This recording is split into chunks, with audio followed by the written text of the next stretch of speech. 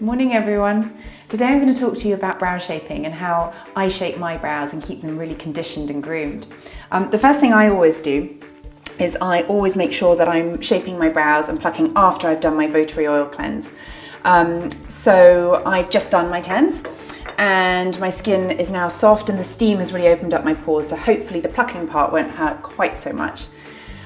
So the next thing you need to do is do your planning, where you're going to pluck. And I love the really traditional, tried and tested routine of using a pencil or the end of a toothbrush, or in this case my brow groomer, and I hold it at the side of my nose and hold it in a straight line, and that way you can see if there are any little brows that need plucking, and I maybe need to take one off that side, maybe just one that side. It's usually really only a few hairs that you need to pluck.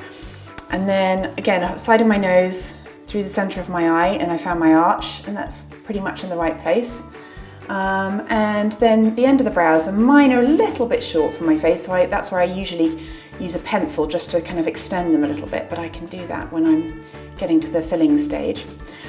So then I'm going to take my lovely Blink tweezers.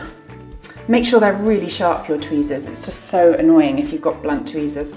And then lean a bit further into the mirror so I can see what I'm doing, and then I'm just going to start plucking any strays. I have got a lot of brow, so I've got a lot to work with, and it also means that they're quite high maintenance. I need to pluck nearly every day, really. I'm just going to make sure I'm plucking anything that's not in the brow. So I'm not really shaping today, but like I said, I'm probably going to take one off from the centre there.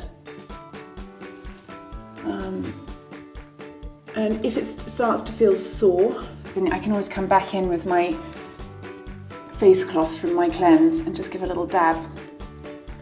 It really helps take down the redness as well. So then I'm just going to come this side as well. I really think that shaping your brows properly is one of the best anti-aging tricks out there. It lifts the face, it frames the face. It keeps them looking groomed. I think particularly I've found as I'm getting older, my brows are kind of harder to maintain, but it's really worth it. It makes all the difference. I also think that so much expression comes through your brows. You know, I raise my brows a lot. I probably shouldn't because it isn't good for my wrinkles, but so having them groomed, you know, the eye is drawn to the parts of your face that are moving a lot, I find. And so making sure that they're looking really groomed and conditioned is really important. Okay, so I'm probably done on the plucking. Use my flannel again just to get rid of any little hairs. There we go. And then I'm going to give them a really good groom. And what I always do is brush them back first and then up and out. And then you can really see the shape that you've done, and you can check, make sure there aren't any little strays there. Okay. So then we're going to move on to a little bit of filling. And I don't do much because I've got quite a lot of dark brow. So for me, it's more of a filling in the gaps exercise. And I've got my lovely Blink eye pencil here. And I tend to fill in a little bit at the top of the arch just to emphasize that. And then I'm going to come on the top of the brow. I very rarely go under the brow because you want to keep them really lifted. And in fact, you know, doing makeup on clients and models, I find the same thing. There's very rarely a reason to go under the brow when you're filling. And I'm just going to come a tiny bit fill in there just for a bit of definition.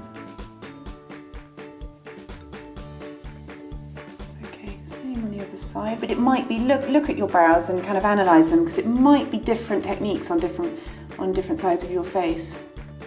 Again, I'm just going to extend them.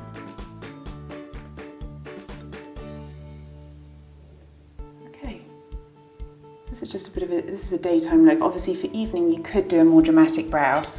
And then I'm going to brush, because I find that brushing them, particularly when you're not penciling the whole brow, really brings your kind of pencil strokes together, blends them in well. And remember, up and out always. Okay. And then last thing I do is that I quite often add a little bit of Votary oil. Just the tiniest bit. I find it really conditions my brows. And this is really an ancient technique. In India, they quite often put castor oil through their brows to condition them. And I find it helps keep their shape as well. So I've just smoothed some in my hands, and I'm just going to use a tiny bit that's on the end of a finger just to pop that through. And I might go in for one more brush up. And there we have it. That's my brows ready for the day.